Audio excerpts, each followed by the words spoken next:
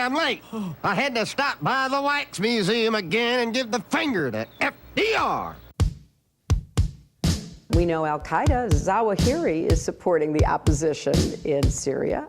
Are we supporting Al-Qaeda in Syria? Well, it's a proud day for America. And by God, we've kicked Vietnam syndrome once and for all. Thank you very, very much. I say it again, you've been had. You've been took.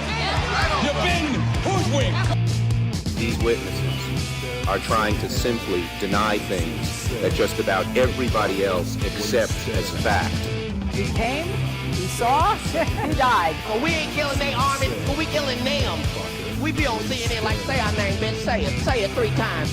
The meeting of the largest armies in the history of the world. Then there's going to be an invasion. All right, you guys, introducing Michael T. Klare. He is a regular at Tom Englehart's great website, tomdispatch.com, and therefore we run, I think, pretty much everything he writes at antiwar.com as well. He is the 5-college professor emeritus of peace and world security studies at Hampshire College and a senior visiting fellow at the Arms Control Association. His most recent book is The Race for What's Left. Welcome back to the show. How you doing, Michael? Always a pleasure. Very happy to have you here. And what a great piece you wrote here. It's scaring the hell out of me. We've all seen this coming since Terminator 1 came out in 1984 or whatever it was. But we're really getting there. The title is Alexa, Launch Our Nukes, Artificial Intelligence and the Future of War. So, well, I guess what all exactly is at issue here? We've known for a while that we have drones, of course, piloted by humans, and yet there's been stories over the years now, going back quite a few years, I guess, about autonomous weapon systems where the artificial intelligence will be able to pick targets and kill them. But it sounds like this is rapidly advancing, and the story itself is changing to just to what degree American military force or other military forces could be turned over to artificial intelligence for almost full command and control, it sounds like here. That's the way things appear to be moving. Now, bear in mind, when drone technology was developed in the past 10, 15 years or so, the U.S. was fighting small wars, isolated wars in Africa and the Middle East, and drones were used to help out our ground soldiers by spying out enemy hideouts, tracking down isolated bands of violent extremists in desert locations for the most part. There was no opposition to this. So these were really intended then for counterinsurgency, counterterrorism operations. What the Pentagon is thinking about now is something very, very different. They're thinking about high-intensity warfare with Russia and or China, where both sides are going to have armed robots and drones, and the intensity of fighting is going to be, 1,000, 1,000,000 times greater than the kind of fighting we see in, say, Iraq or Syria or Somalia. It's going to be thousands and thousands of weapons all firing at once. And in these conditions, no battlefield commander is expected to be able to keep track of all the moving pieces on the battlefield.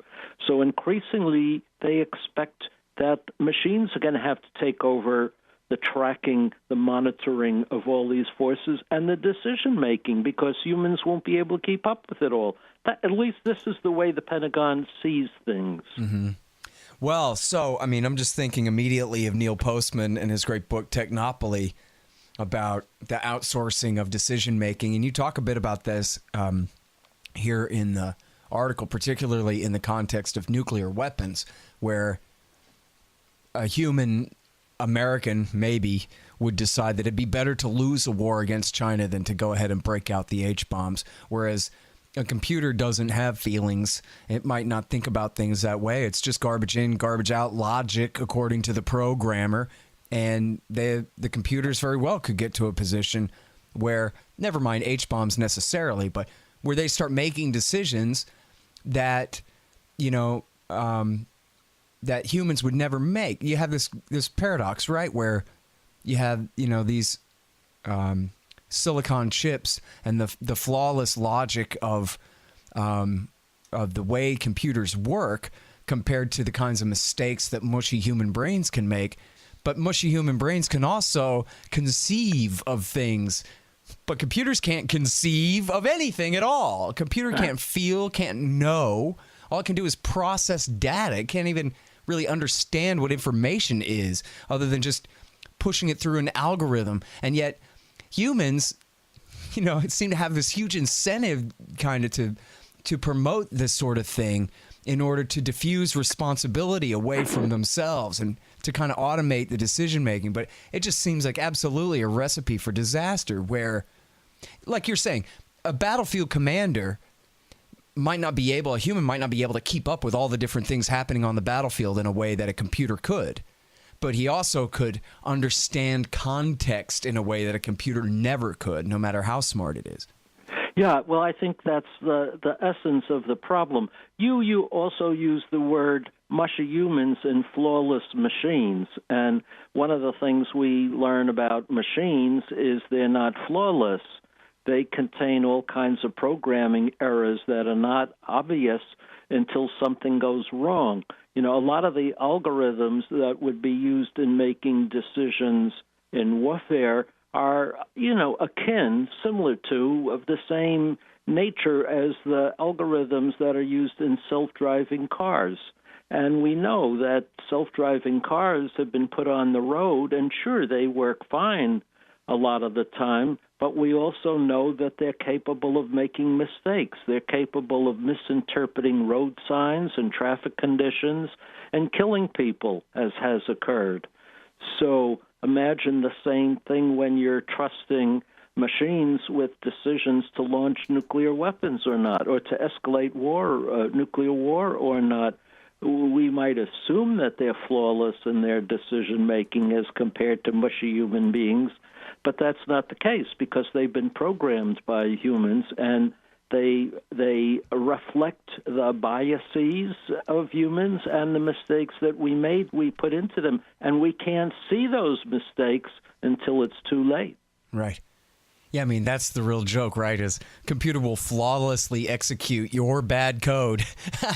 And I mean, if it doesn't overheat or break down, and hardware and software are different, but yeah, you're right. Of course, the hardware can have all kinds of glitches and problems as well. But I guess I was thinking more, not so much my opinion as that's like the conception, right? Is that a human brain is wet and makes terrible mistakes. I mean, I one time called for Glenn Greenwald to be executed, and then I only realized later that I meant Paul Wolfowitz, the guy that Greenwald's article was about. But I didn't even notice my big mistake, where a computer wouldn't make a mistake like that. Or that's the idea, right? Is that computers are here to prevent the kinds of careless mistakes that a mushy human brain might make. But then, as you're saying, they still open up entire new and different categories of mistakes to make instead. Yes, there's that. And now talking about the human brain, the event in my life that was so decisive, because I was a young person and terrified and living at ground zero in New York City, was the Cuban Missile Crisis of 1962. I could remember the headlines because it made such a big impression on me as a young person. I thought my days were coming to an end. And that was an occasion where the generals were ready to take action, were ready to put nuclear weapons on alert. They were ready to go all the way. And from the declassified documents acquired later, we know that the Russian generals were the same way. They were prepared to push the button, to move to nuclear launch conditions. And the political leaders, in this case, President Kennedy in particular, and it was, who is it back then? I can't, Brezhnev, I think. Khrushchev. Khrushchev took a look at this and had second thoughts and said, wait a minute, maybe this is a bad idea. Now, you want somebody in the loop who's saying, wait a minute, maybe this is a bad idea. You don't want this to happen automatically without anybody giving it a second thought. Right. And we see this all the time, too, right, where it's not even necessarily computers, but say, for example, zero tolerance policies in school that say a weapon is a weapon, a drug is a drug. So a girl gives an aspirin to another girl. They're both expelled. The valedictorian has a butter knife on the backseat of her car parked out in the parking lot. Expelled. Zero tolerance, no thinking allowed, no judgment, no discrimination, no decision-making by humans. We go with what the words say on the paper. The rule must be implemented. And we see that all the time, right? Like, even when it comes down to expelling the valedictorian over a butter knife, they will do that rather than stop and say, no, pardon, this is where our humanity interrupts and intervenes and we make decisions instead and do something different instead. So if we're talking about a computer, same difference, right? The computer goes and implements the algorithm, whether it makes sense or not. I'm not familiar with that valedictorian story, but if it's true, that's a pretty upsetting That case. was just one, yeah. I mean, and there was one, the girls give each other Tylenol for menstrual cramps or something, then they get thrown out as though they're a heroin dealer. This kind of thing.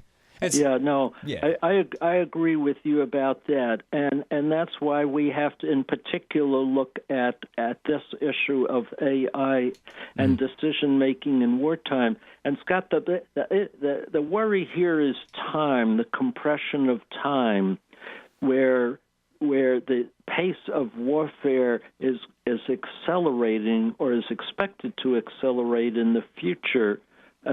Where you're not going to have as much time, maybe, as was once the case, to ponder these decisions and say, wait a minute, let's think about this, because the pace of action is going to be so rapid that thinking will be pushed aside, and it's going to be go or no go. You have 3 minutes to make a decision. Mm-hmm. This is what terrifies me. We have to figure out how to slow this process down, so that human minds can take a look at the possible implications of what's about to happen. Mm-hmm. Yeah, you talk about in here where the paradox of where the more that we automate it, the faster all the decisions happen. And on the side of our enemies, would be presumably enemies from the Pentagon's point of view anyway, Russia and China, that, well, they're using AI too, and they're going to be making battlefield decisions at such a rapid rate that we can't have an AI gap. We have to make sure and, stay on our end. And so it kind of keeps escalating. But now that they've created this situation, now they're basically forcing themselves. They painted themselves into a corner where now they have to outsource, as you're, showing at the end of this argument, at the end of the day, that they're going to have to outsource virtually all of their even strategic decisions to the computers in order to keep up. Yes, indeed. And, one thing that's interesting I've discovered about all of this, that among the people who are raising the most alarm about this trend are people within the industry itself. It's not so much people like you and me necessarily on the outside saying, nah, this is bad. I'm learning about this mainly from people within the industry who are saying, gee, what have we unleashed here? Maybe we should give it some thought. Yeah. You see this in the revolt of people at Google who opposed the use of their intellectual property, their intellectual creativity by the Pentagon to develop AI systems for killing people overseas. And there was a huge revolt, and the company finally agreed not to work on that project. It's called Project Maven. Mm-hmm. It's about using image identification algorithms for identifying potential targets for assassination.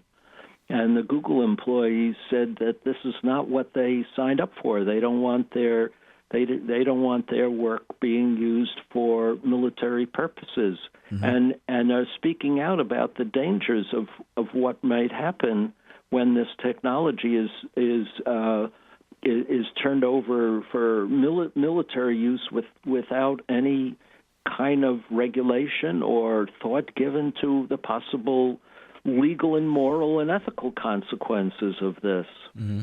Well, and that's so important what you're saying, because it shows the Google employees revolt there. They didn't all resign over it. They said, we're staying, but we don't want to do this. And they all, I guess, signed petitions and this and that. And Google actually, at least as far as we know, backed down on that and is not going to do that now. So that really shows that resistance is possible, but it's not automatic. People have to make the effort to go ahead and fight. I mentioned that book by Neil Postman, Technopoly.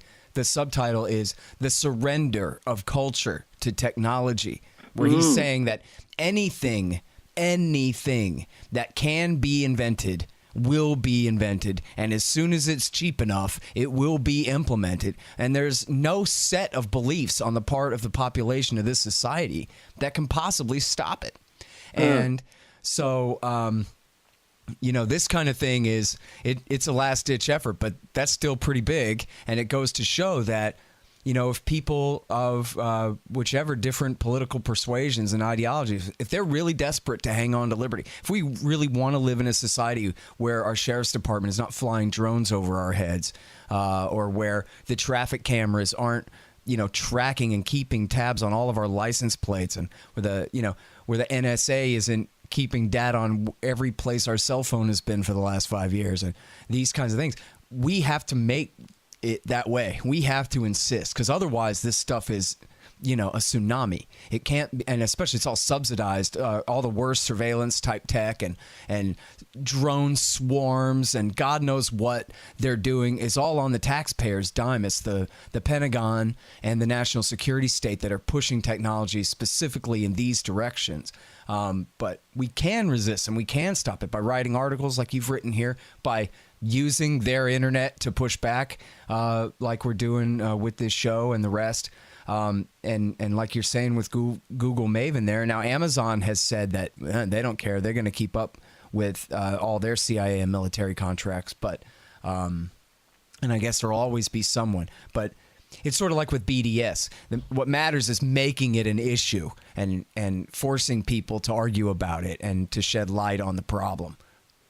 Yeah, I tell you, if people are concerned about government intrusion through electronics, what you were saying about AI snooping, this is happening much faster than any of us think. That's what I'm being told, that the technology of interception of our communications and our imagery is happening at an exceedingly rapid pace. Mm-hmm. Yeah. So, just like as you say, if this is a concern for people about preserving the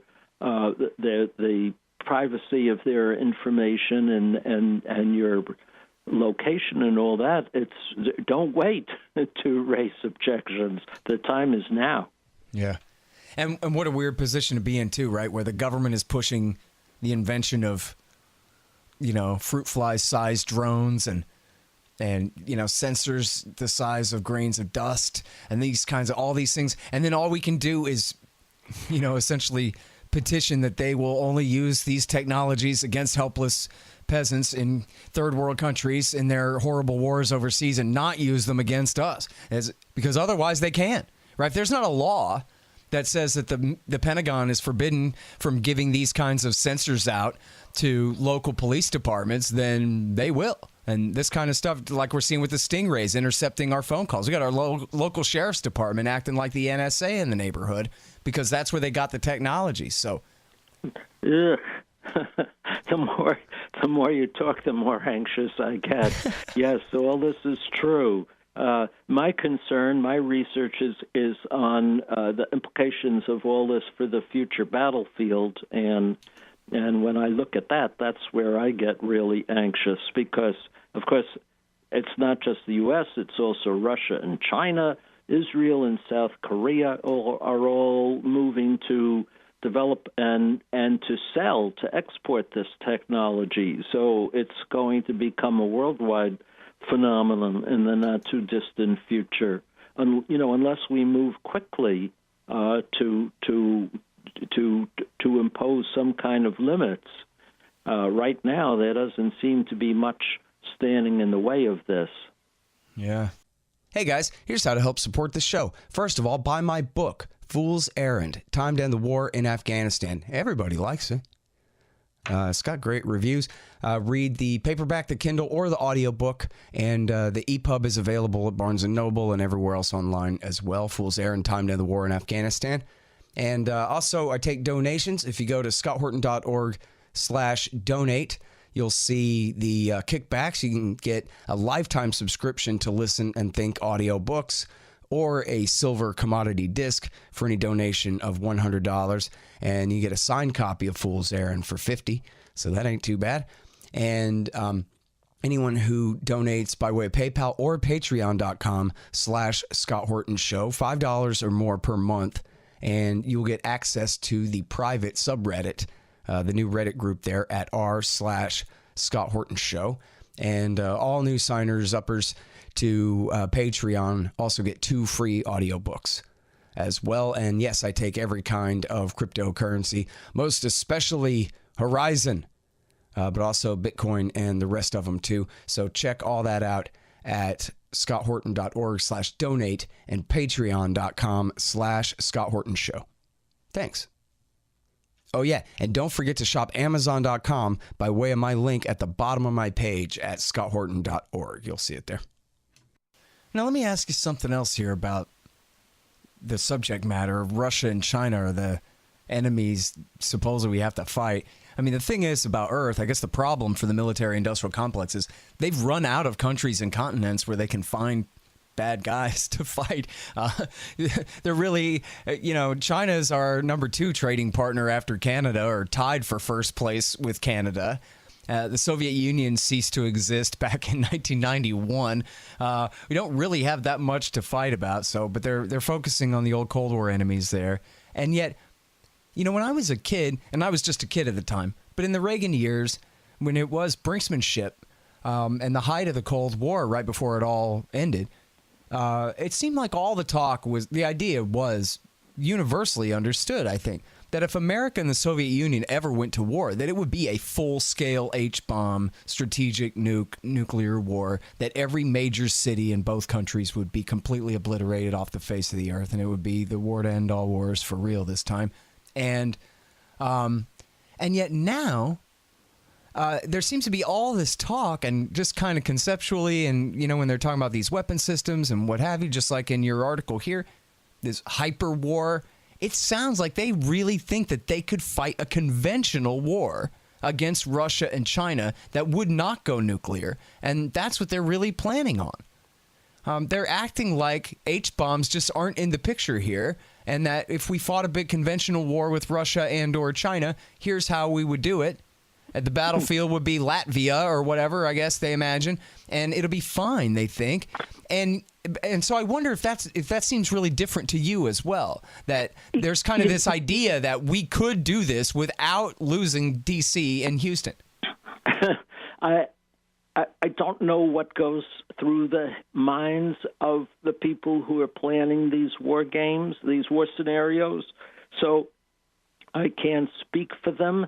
The impression I have is that the current contemporary military leadership, the people who are now, the generals and admirals, have spent the past 15 or 20 years fighting losing wars, senseless, what they see as, I'm putting it the way I think they see it, pointless wars in Afghanistan, in Iraq and Syria that have gained the U.S.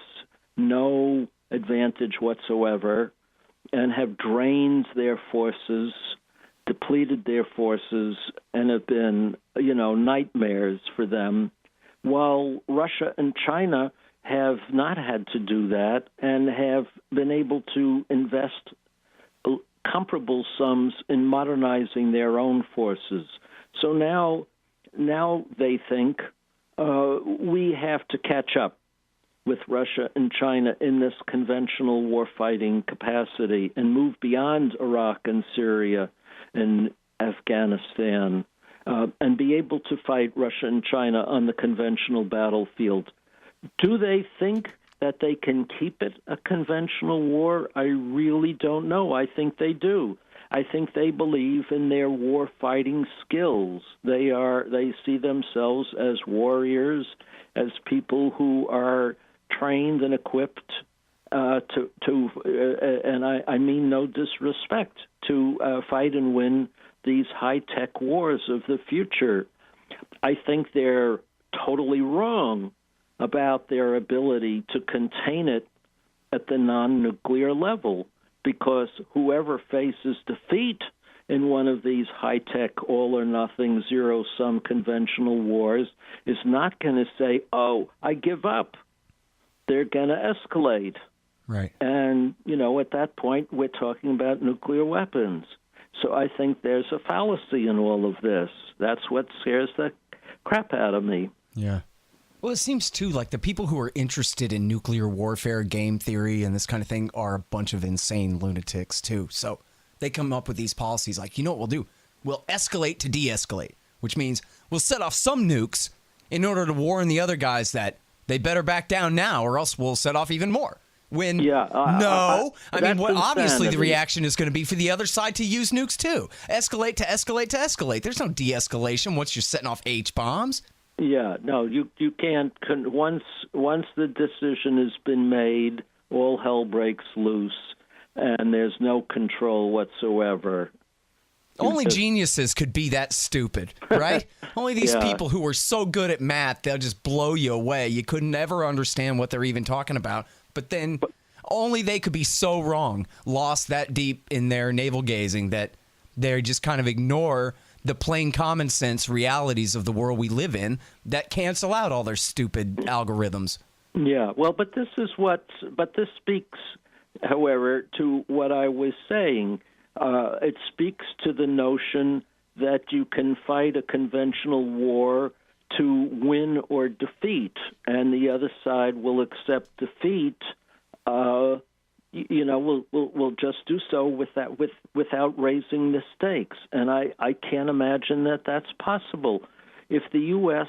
attacks Russia or China with conventional weapons and destroys their military, I mean the hardcore of their military, destroys all their ships, all their planes, all their radars, through our superior conventional weaponry, we should assume that they'll just wave the white flag and say, we surrender, do to us what you wish.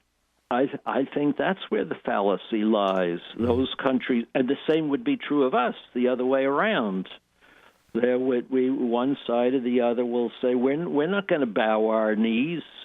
We're going to escalate. So as long as you have the potential for escalation, that there's always the likelihood that will be the outcome.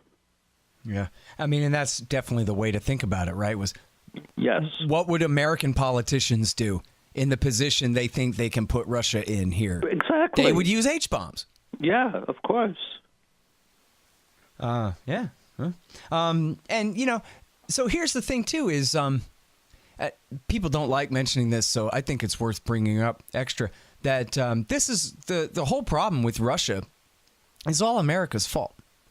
Now, George H.W. Bush promised not to expand NATO, and then Bill Clinton broke that promise, and then George Bush's son doubled the breaking of that promise. Obama tripled it, and even Trump now has put Macedonia and Montenegro into NATO as well, but they've expanded all the way up to the Baltic states, right on Russia's border, 1,500 miles east of where the line used to be, halfway across Germany.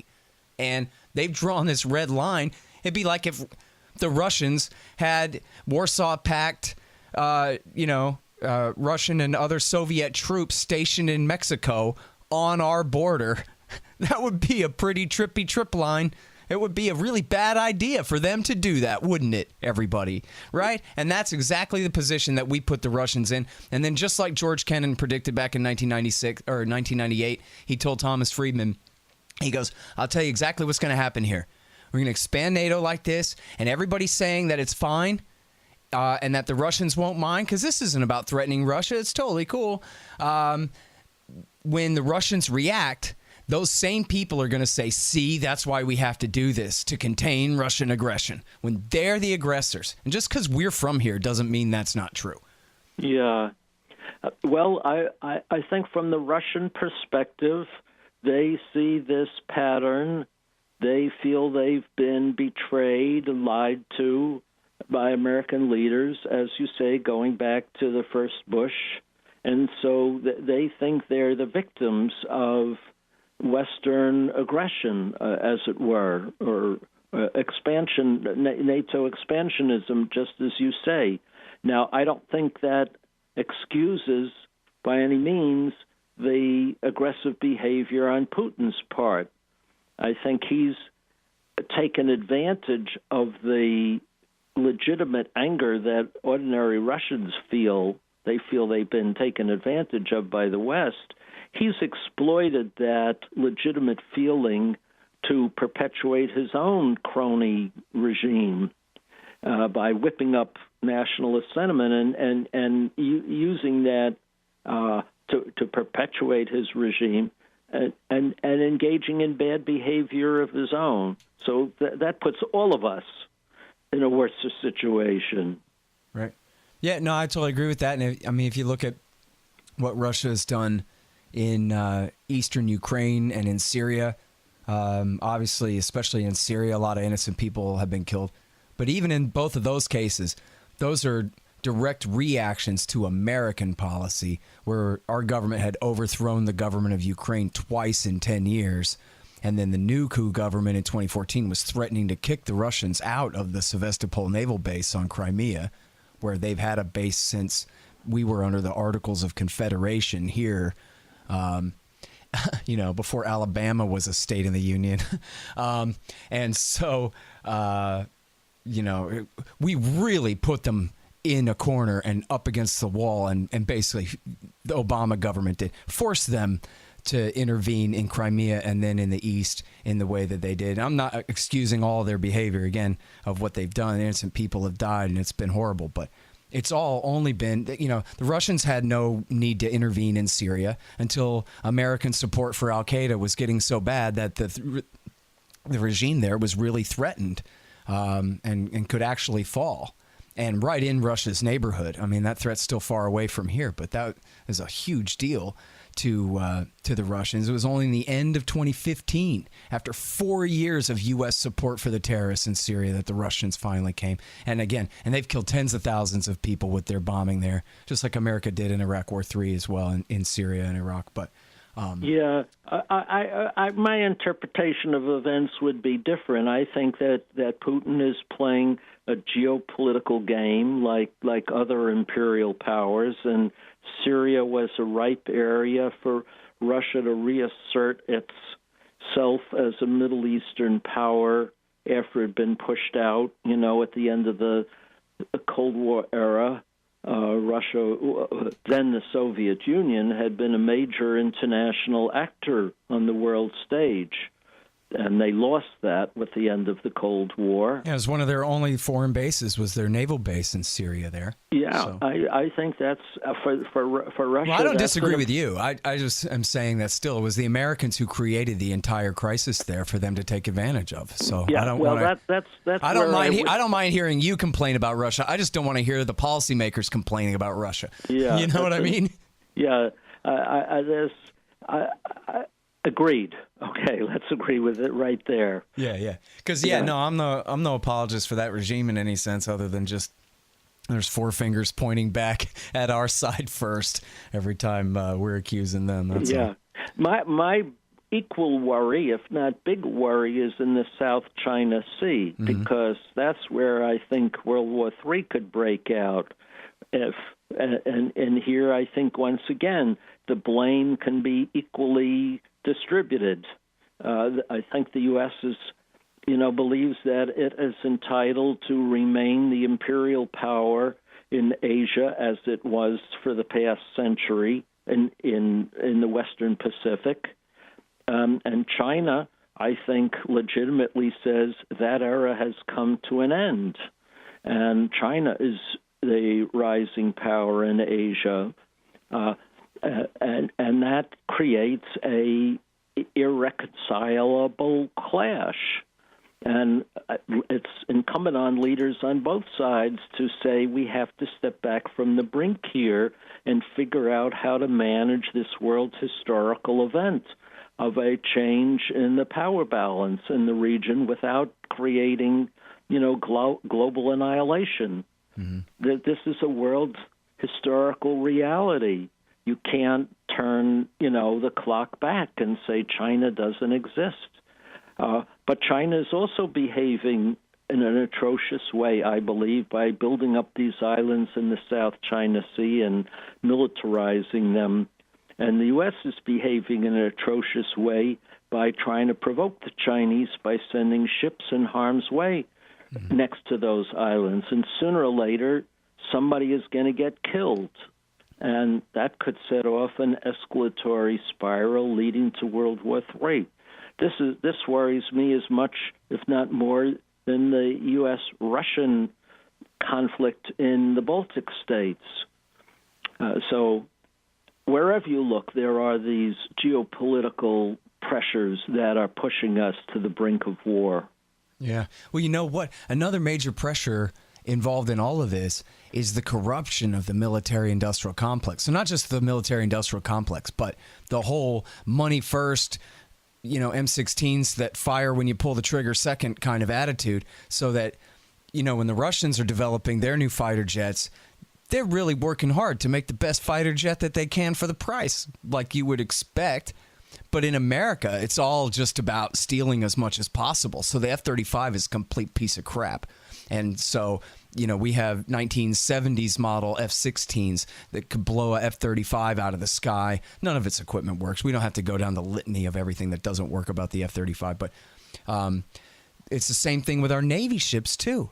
These literal combat ships are basically worthless. I would assume that all the great high-tech stuff on most of those battleships and carriers doesn't really quite work right the way it's supposed to. And we get into even a little skirmish with the Chinese on the high seas, and you lose, a ship or two gets sunk. Or imagine if an aircraft carrier had a ballistic missile fall on its deck and cut it in half and sink to the bottom of the sea. You're talking thousands killed there. And that's the kind of thing that no politician at home can survive forgiving something like that. And they would rather start a war than resign, Yeah, this is what wakes me up in the middle of the night, is that scenario that you just described. And this is hardly unlikely. This could happen tomorrow, something like that. Yeah. Maybe not quite tomorrow, but we're moving towards a world like that, where all these powers feel an obligation to flex their muscles all the time to show they're not going to back down. We're not going to let the other side walk all over us. That's probably how they talk to each other. And one side or the other is going to push too far. Well, I guess sort of back to my old question about, do they really think that they can fight kind of conventional war? I'm not trying to ask you to just read all the minds of the wonks, but I just mean in the same sense that you're exposed to the media the same way I am, and whatever events you go to or what have you, I don't know, but talking to people that you talk to, the experts, it seems to me like this narrative about the rise of China and what is America going to do about it, it seems like people are so married to this idea. I hear very little talk of, who's scared of China? The richer China gets, the better. We ought to find, if we have any problems with the Chinese, boy, we better find more things to cooperate with them on then in order to make things better. Same kind of thing with Russia, where, look, we can't fight these countries. Everybody's got H-bombs, so no fighting. So the other option is to always do our best to work together. So yes, here's a country of 1 billion plus people that abandoned communism in the 70s, essentially, for more of a fascist, pseudo-capitalist type system. There's huge amounts of new wealth being generated there, rapidly growing economy, et cetera, like that. And so at some point, it would be, equal in economic output to the United States. But then so what? That's just more Chinamen to trade with, more wealth for everyone on Earth to benefit from. And it seems like I don't hear that narrative at all anywhere. As you turn on NPR or read Commentary Magazine or whatever you got, and the idea is, oh no, China, China, China. How are we going to prevent their rise? How are we going to contain them? How are we? And everything begins kind of with the presumption that America has everything to lose as China comes up from Maoism. Yeah. That's the really worrying part to me, is it doesn't seem like any reasonable people are part of the debate at all. Yeah, you're right, and I'm in Washington, D.C. right now, and that is the drumbeat in Washington is exactly what you're saying. How can we get ahead of China? How much more money can we spend? How many more billions can we spend to ensure that we have permanent supremacy against China? And that's what Inhofe, Senator Inhofe, the new chair of the Senate Armed Services Committee, that's all he talks about. And he has plenty of other friends who share that point of view. Let's throw money at the military-industrial complex so we can be certain that we'll never fall behind the Chinese. The Chinese will never catch up with us. That's the point. And this is endless until we're utterly bankrupt, because that's the only way it could go. Yep. All right. Well, I'll let you go at this point. I've kept you over time here, man, but I sure appreciate it, Michael. It's always great to talk to you. Always, yes. And best wishes to all of your listeners. Thanks. Appreciate that. That's the great Michael T. Klare, everybody. He's at TomDispatch.com with this one, The Coming of Hyperwar. Is one title. You know how Tom does. He's always got two different titles. I like this one. Alexa, launch Our Nukes. Artificial Intelligence and the Future of War. And also check out his book, The Race for What's Left. Hey guys, this is Burden Carr from the Friends Against Government podcast here, and you've probably heard Scott talk about the crowdsourcing effort on Reddit about his upcoming book. All you got to do to get in is to donate $5 a month to Scott's Patreon and request to join the private Reddit group. In Scott's Reddit group, you will find a pinned post outlining the details for how you can help find source material for Scott's upcoming book by listening to archived interviews and taking a few notes. If you have any questions, feel free to reach out to either myself at BirdArchist or Carr at CarCampIt on Twitter, and we'll be happy to help. We look forward to seeing you in there. All right, y'all. Thanks. Find me at libertarianinstitute.org, at scotthorton.org, antiwar.com, and reddit.com/Scott Horton Show. Oh, yeah, and read my book, Fool's Errand, Time to End the War in Afghanistan, at foolserrand.us.